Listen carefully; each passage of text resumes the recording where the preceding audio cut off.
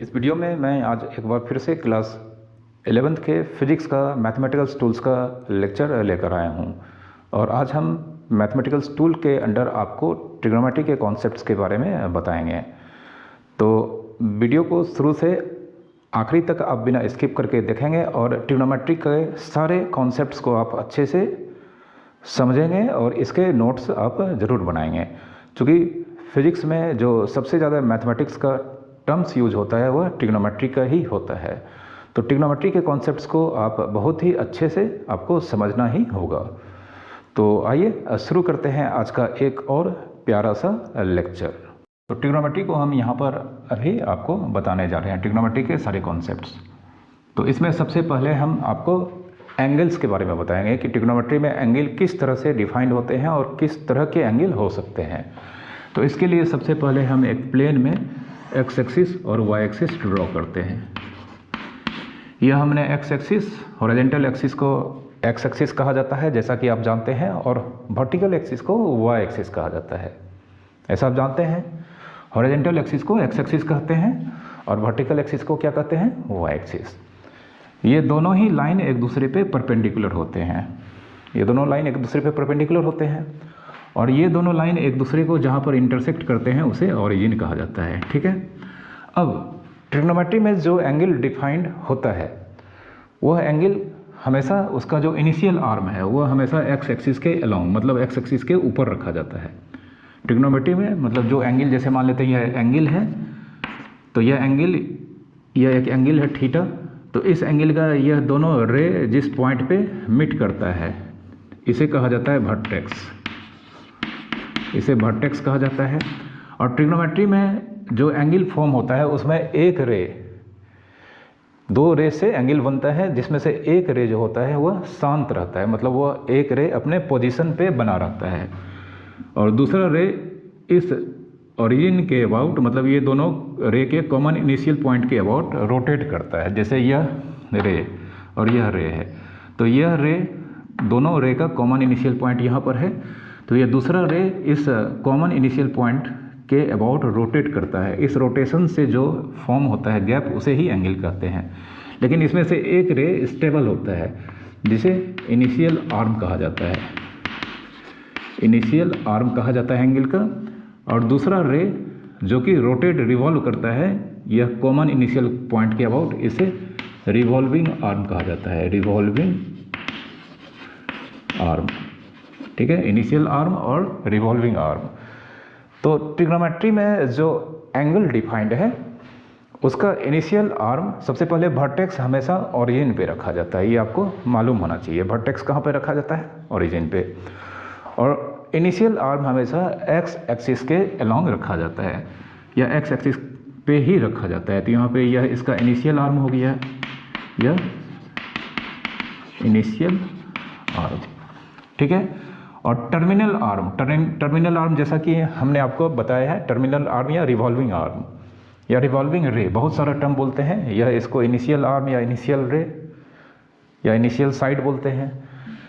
जो रे रोटेट करता है उसको रिवॉल्विंग आर्म, टर्मिनल आर्म या टर्मिनल रे भी बोला जाता है, ठीक है।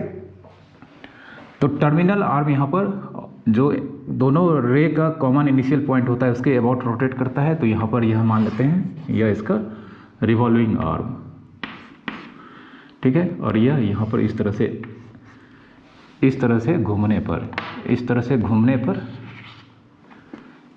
एक एंगल यहाँ पर जनरेट हुआ है थीटा, ठीक है। तो ट्रिग्नोमेट्री में हमेशा आपको इस तरह से एंगल फॉर्म होगा, ये आपको याद रखना है। इनिशियल आर्म हमेशा x axis, positive x axis, negative नहीं बल्कि पॉजिटिव एक्स एक्सिस के अलोंग होगा। वर्टेक्स हमेशा ओरिजिन पे होगा और रिवॉल्विंग आर्म इस वर्टेक्स के अलोंग रोटेट करेगा। और ये रोटेशन क्लॉकवाइज भी हो सकता है और एंटी क्लॉकवाइज भी हो सकता है, ठीक है। अगर रोटेशन क्लॉकवाइज होगा थीटा पॉजिटिव लिया जाता है, जब रोटेशन क्लॉकवाइज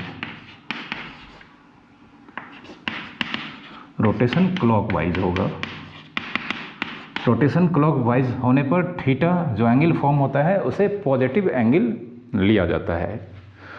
और थीटा नेगेटिव होगा इफ़ रोटेशन एंटी क्लॉकवाइज होगा, एंटी क्लॉकवाइज। ठीक है।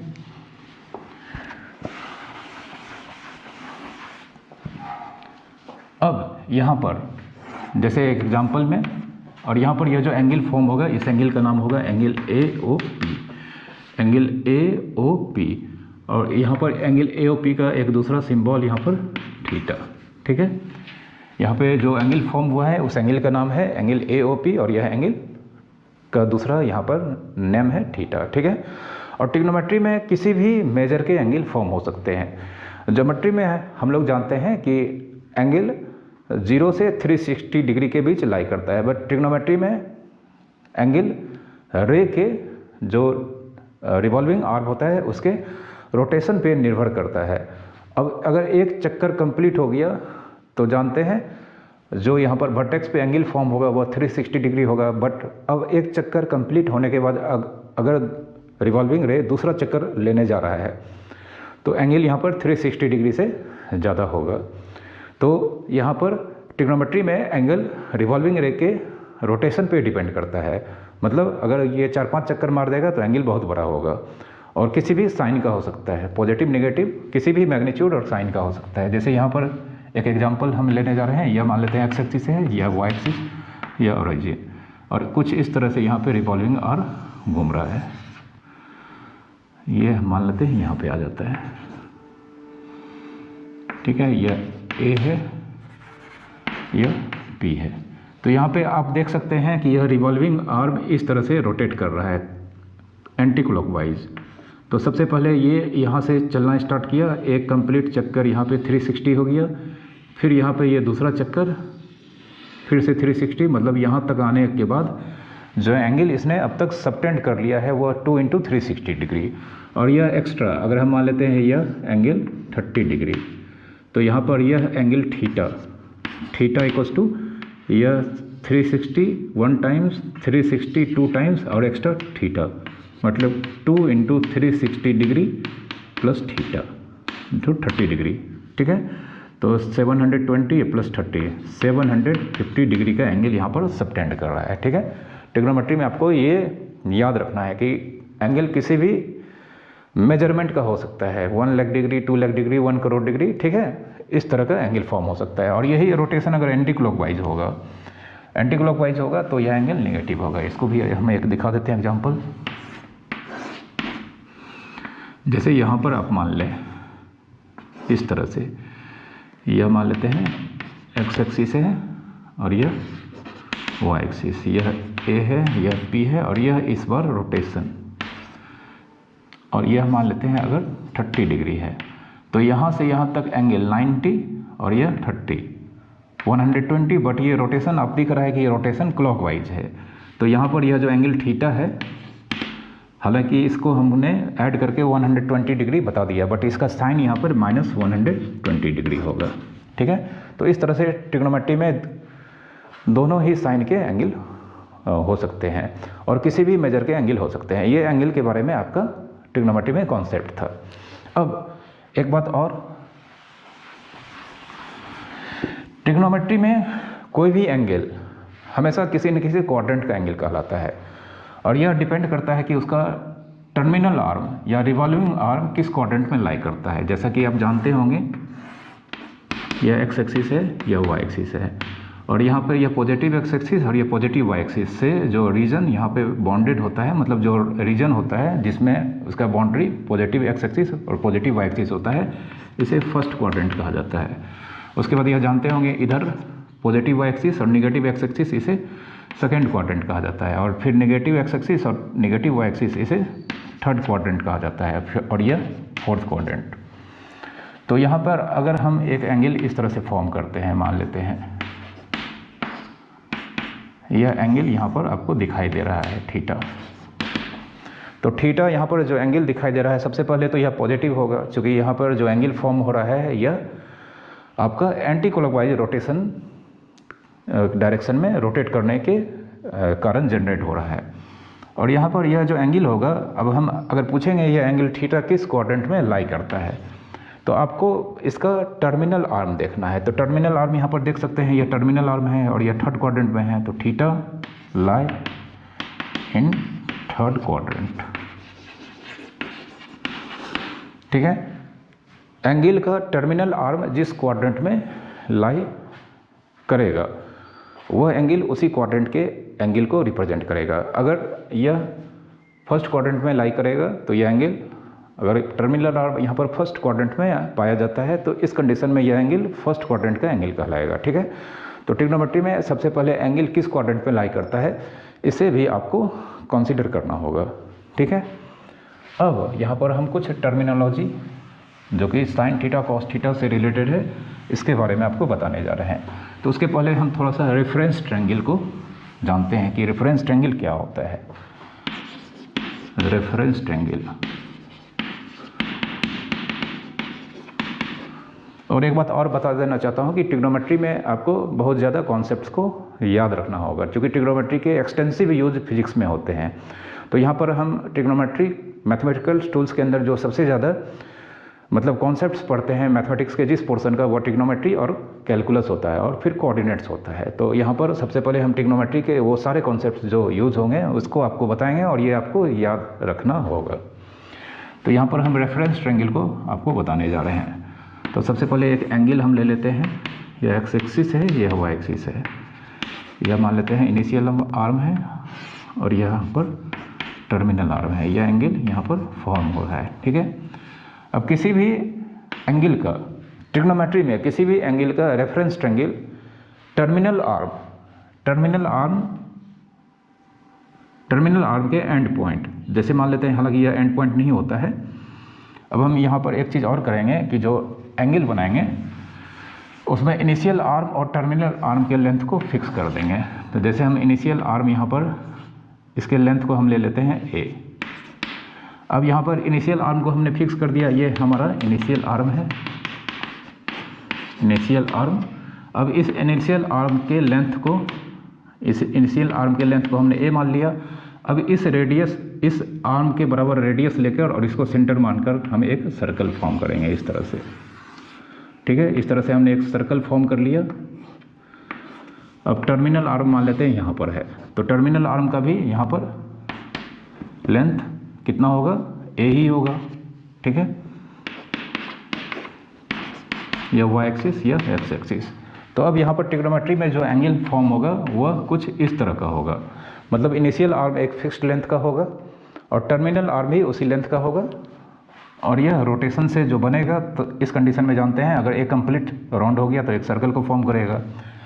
अब रेफरेंस ट्रायंगल, तो किसी भी एंगल का रेफरेंस ट्रायंगल यहाँ पर टर्मिनल आर्म के एंड पॉइंट से, यहाँ पर पॉजिटिव टर्मिनल आर्म के एंड पॉइंट से हम एक्स एक्सिस पे परपेंडिकुलर ड्रॉ करते हैं। तो ये मान लेते हैं हम परपेंडिकुलर ड्रॉ कर लिया हमने। ठीक है, टर्मिनल, हमेशा टर्मिनल आर्म के एंड पॉइंट से ही परपेंडिकुलर ड्रॉ करना है, वह भी एक्स एक्सिस पे। क्या चीज़ फाइंड करने के लिए, रेफरेंस ट्रायंगल को फाइंड करने के लिए। तो रेफरेंस ट्रायंगल को फाइंड करने के लिए टर्मिनल आर्म के एंड पॉइंट से हम परपेंडिकुलर ड्रॉ करते हैं एक्स एक्सिस पे।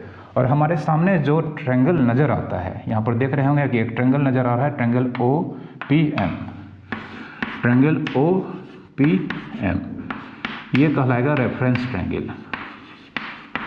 रेफरेंस ट्रायंगल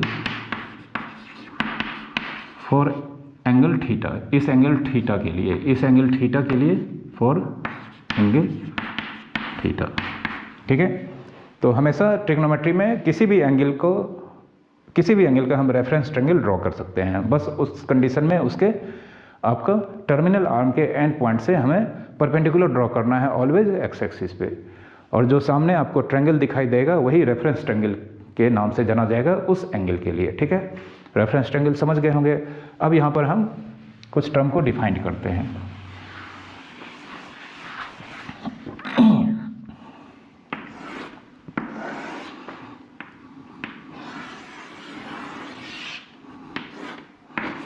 यह हमने एक्स एक्सिस ले लिया, यह वाई एक्सिस, यह ओरिजिन, यह मान लेते हैं ए है और यह मान लेते हैं यहाँ पर पी है और यहाँ पर इसे हम मान लेते हैं ए या इसे आर ले लेते हैं, यह भी आर होगा और यह एंगल थीटा।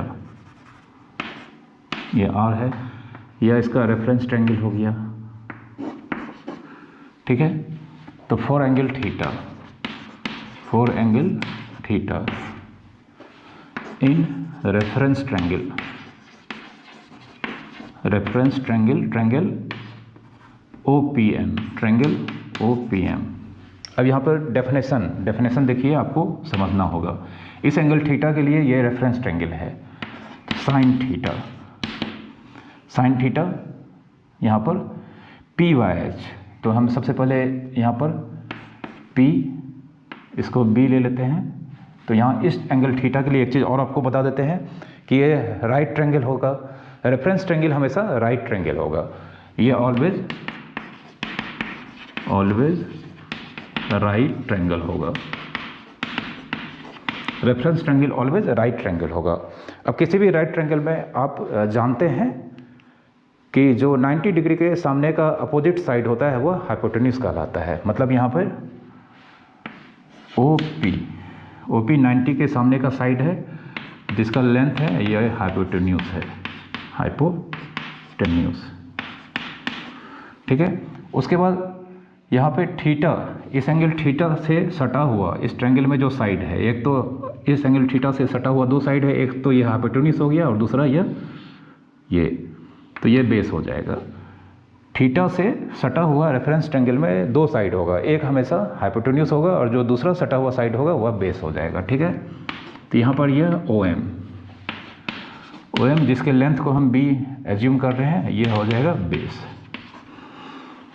और जो तीसरा साइड यहाँ पर दिखेगा आपको, जो थीटा से सटा हुआ नहीं है, वह परपेंडिकुलर कहलाएगा। तो यहाँ पर यह PM, इसके लेंथ को हमने P एज्यूम किया है, यह हो गया आपका परपेंडिकुलर, ठीक है। तो इस तरह से किसी भी रेफरेंस ट्रायंगल के लिए बेस, परपेंडिकुलर और हाइपोटेन्यूज सबसे पहले आपको डिटरमाइन कर लेना है। तो साइन थीटा इस रेफरेंस ट्रायंगल में इस एंगल थीटा के लिए यह होता है परपेंडिकुलर। इधर लिखते हैं sine theta perpendicular by hypotenuse.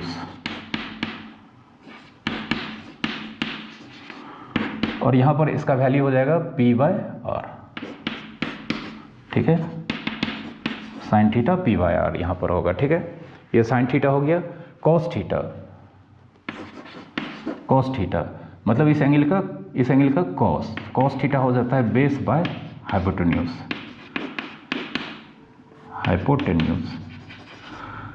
और यहाँ पर इस फिगर में हो जाएगा यह B/R, ठीक है, B/R, cos theta B/R।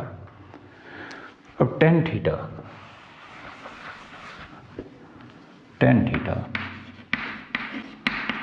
Theta होता है परपेंडिकुलर बाय बेस। तो परपेंडिकुलर यहाँ पर इस एंगल थीटा के लिए P है और यहाँ पर B। तो टेन थीटा आपका हो गया परपेंडिकुलर बाय बेस, ठीक है। अब टेन थीटा के बाद कॉट थीटा की बारी आती है। कॉट थीटा टेन थीटा का रेसिप्रोकल होता है। मतलब इसका रेसिप्रोकल क्या हो जाएगा? Base by perpendicular.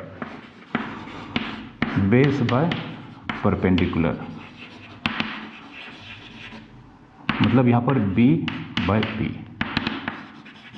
Cot theta B/P होगा, ठीक है। इसके बाद आता है आपका सेक थीटा कॉस थीटा का रेसिप्रोकल होता है। आगे हम लिखेंगे सेक थीटा कॉस थीटा का रेसिप्रोकल होगा। तो सेक थीटा हम यहाँ पर लिखेंगे हाइपोटेन्यूज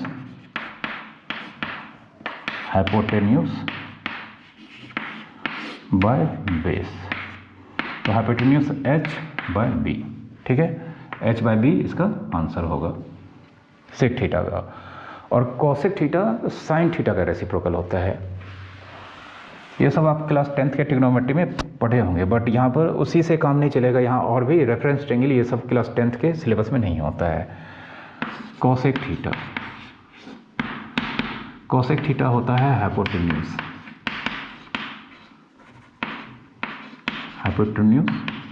बाय परपेंडिकुलर, मतलब h/p। ठीक है, मैं आपको यहाँ पर यह बताना चाहता हूँ कि हमारे जितने भी चैप्टर्स के लेक्चर्स हो गए हैं वो सारे चैप्टर्स के लेक्चर्स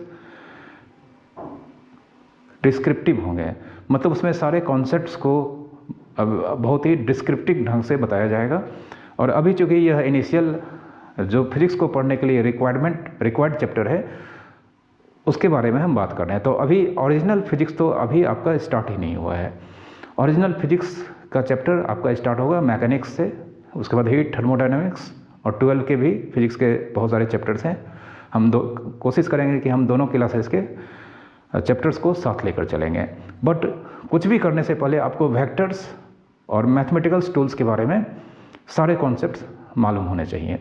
तो वेक्टर्स के जितने भी कॉन्सेप्ट्स मैंने आपको पढ़ाए हैं और यहाँ पर मैथमेटिकल्स टूल्स का जो भी कॉन्सेप्ट चल रहा है, आप इसे अगर अच्छी तरह से प्रिपेयर कर लेते हैं और अगर आप हमारे कहने के अनुसार या हमारे साथ चलते हैं, हमारे लेक्चर्स को सीरियल नंबर के ऑर्डर में देखते हैं और आप इसके नोट्स बनाते हैं, इसके अंदर जो भी न्यूमेरिकल्स मैं बनाता हूँ आप उसे बनाते हैं, तैयार करते हैं, तो आप एक दिन अपने आप को फिजिक्स में एक बेहतर स्टेज पे पाएंगे।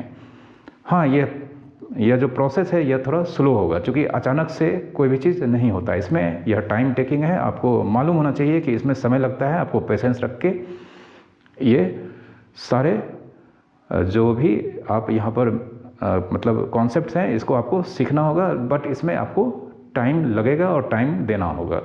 यह अचानक से ऐसा नहीं कि कोई भी मैं वन शॉट वीडियो बना दूँ, इससे कुछ नहीं होता है। ठीक है, आप वन शॉट वीडियो जो आपको 20 से 30 लेक्चर में पढ़ना है उसे आप अगर हम 2-3 घंटे में पढ़ा दें तो इसमें न तो आप पढ़ पाएंगे न मैं पढ़ा पाऊँगा। तो यह प्रोसेस एक स्लो प्रोसेस है, इसमें टाइम लगता है और आप सिर्फ इन लेक्चर्स को सीरियल ऑर्डर में देखेंगे, नोट्स बनाएंगे और फिर उससे बार बार उसको स्टडी करेंगे तो आपका सब चीज़ जो भी मतलब कॉन्सेप्ट है वो दिनों दिन बेहतर होता चला जाएगा। ठीक है, हम आते हैं अपने टॉपिक की ओर। तो यह कुछ यहाँ पर बेसिक डेफिनेशन थे। तो अल्टीमेटली हमारे पास यहाँ पर 6 इम्पॉर्टेंट रेशियो है। साइन थीटा p/r, यहाँ पे r हाइपोटेन्यूज है, और कोसेक थीटा r/p, फिर cos theta b/r and sec theta r/b, tan theta p/b and cot theta b/p। तो आप देख सकते हैं साइन थीटा p/r है, कोसेक थीटा इसका रेसिप्रोकल r/p है। ठीक है, कॉस थीटा b/r है, सेक थीटा इस कॉस थीटा का रेसिप्रोकल है b/r, टेन थीटा p/b है और कॉट थीटा यहाँ पर b/p है। ठीक है, तो ये एकदम बेसिक ट्रिग्नोमेट्री है जिसके बारे में आप 10th में आपने पढ़ा होगा। बट ये रेफरेंस एंगल, ये सब एंगल किस क्वाड्रेंट में होगा ये सब आप वहाँ पर नहीं बताया जाता है। ठीक है, अब यहाँ पे आइडेंटिटीज,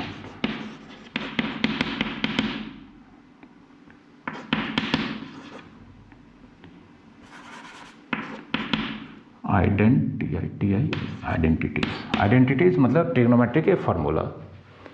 तो सबसे पहला फार्मूला है sign square theta plus cos square theta 1 होता है। अब जानते होंगे, हम इसके प्रूफ को यहाँ पर नहीं बताएंगे क्योंकि इसकी ज़रूरत नहीं है, ये सब मैथमेटिक्स में होता है। सिर्फ हम जो बेसिक डेफिनेशन टर्म्स था उसको हमने बताया आपको डिटेल से। बट अब यहाँ से हम सारे फार्मूला को लिखते चले जाएंगे, आपको इसे याद रखना होगा। तो sine square theta plus cos square theta 1 होता है। इससे यहाँ पे sine square theta 1 minus cos square theta होगा and cos square theta 1 minus sine square theta होगा। ठीक है, 1 माइनस साइन स्क्वायर थीटा होगा। और साथ ही साथ यहाँ पर sine theta plus minus under root 1 minus cos square theta होगा। प्लस माइनस साइन थीटा का वैल्यू प्लस और माइनस कब होगा ये आगे हम आपको बताएंगे कि एंगल किस क्वाड्रेंट में लाई करता है, उस पर डिपेंड करता है, ठीक है। एंड इससे यहाँ पर cos theta root under 1 minus, और यहाँ पर भी प्लस माइनस होगा, plus minus 1 minus sine square theta, ठीक है। यह साइन, यह पहला ग्रुप था। उसके बाद आता है sec square theta minus tan square theta, sec square theta minus tan square theta, यह भी 1 होता है। अब इससे हम सेक स्क्वायर थीटा निकाल लेते हैं, तो sec square theta 1 plus tan square theta होगा, एंड सेक थीटा अगेन यहाँ पर plus minus under root 1 plus tan square theta होगा, ठीक है। फिर यहाँ पर अगर हम टेन स्क्वायर थीटा निकालेंगे यहाँ पे, तो सेक स्क्वायर थीटा माइनस 1 होगा, मतलब tan square theta sec square theta minus 1 होगा, and tan theta plus minus under root sec square theta minus 1 होगा, ठीक है। ठीक है। एक तीसरा ग्रुप है, तीसरा ग्रुप क्या है?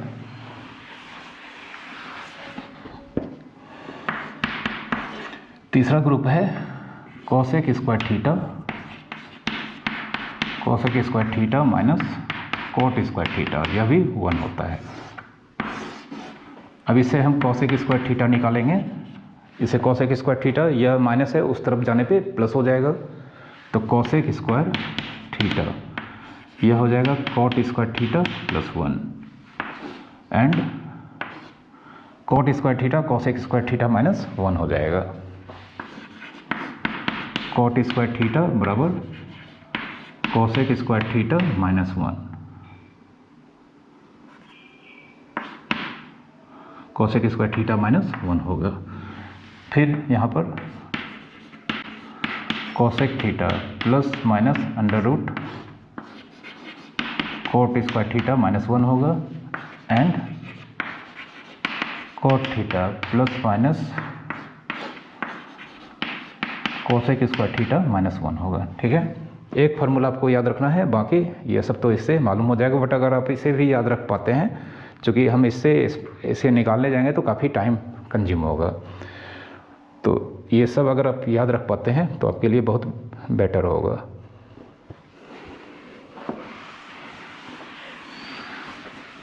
साथ ही साथ यहाँ पर और भी फार्मूला है, sine theta into cosec theta, यह 1 होता है। Sine theta into cosec theta 1 होता है, तो यहाँ से साइन थीटा आपका हो जाएगा 1 by cosec theta, and cosec theta यहाँ पर हो जाएगा cosec theta 1 by sine theta, cosec theta 1 by sine theta होगा, ठीक है।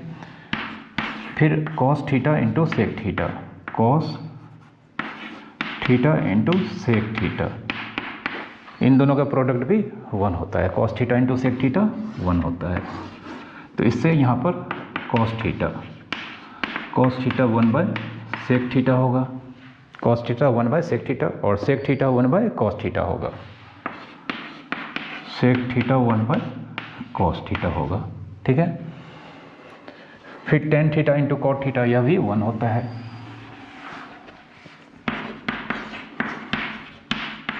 Tan theta into cot theta, यह भी 1 होता है।